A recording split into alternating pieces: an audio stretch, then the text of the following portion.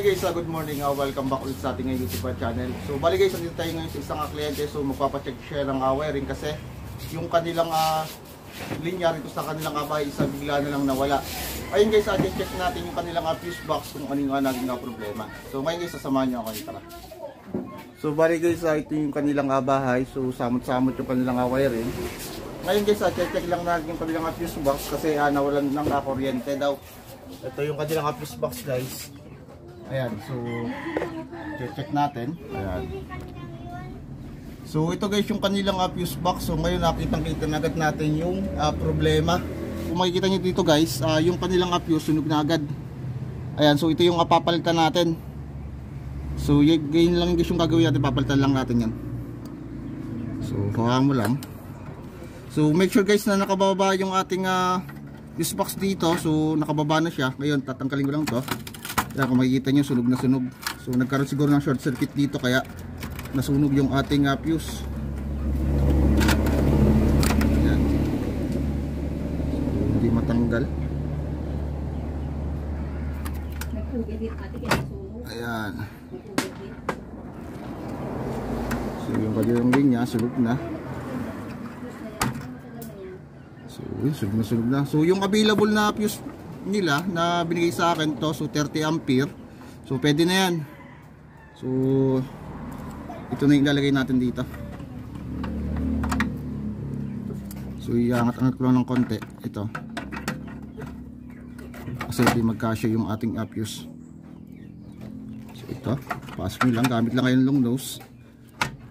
Yan, so nakapasok na. So higpitan lang natin siya rito. Yan. So okay, ngayon tataas ko na. Ayan, so nag-spurt, okay na. So pa-check ng ng outlet kung meron ng supply. Ay, outlet, patingin. Mga outlet. Pa-check ng outlet kung meron ng supply. May supply na. Okay na. So bali guys, yung pumutok dito yung ating outlet. Ngayon papalitan ko na rin tong isang fuse kasi sunog na rin siya. So ibababa ko ulit. Ayan, so sunog na rin guys. Ayan, kung makikita nyo, papalitan na rin natin. So sobrang katagalan na. Kaya susunog na yung wire natin. And then gumagamit siguro sila ng malaking load kaya sisira. Ayan, so hindi na siya mahugot. Ayan, na ano na siya. Ayan, so wala na. Ayan, dumikit na sa ating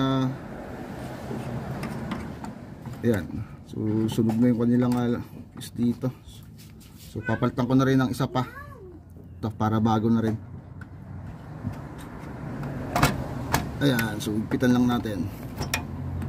So itaas na ulit natin.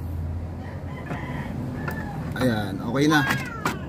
So ganoon lang guys na magpalit ng fuse para sa ating fuse box. So kapag ganitong kaso, once na nagkaroon tayo ng short circuit sa loob ng ating bahay is fuse po yung unang naapektuhan. So ito yung unang puputok. Kapag breaker po, ang nangyayari naman, nagtitrip lang yung ating breaker. So yun yung kakaiba ng fuse box sa circuit breaker na ginagamit natin ngayon. So dapat ina-upgrade na nila to. Ayan, so sarahan na natin.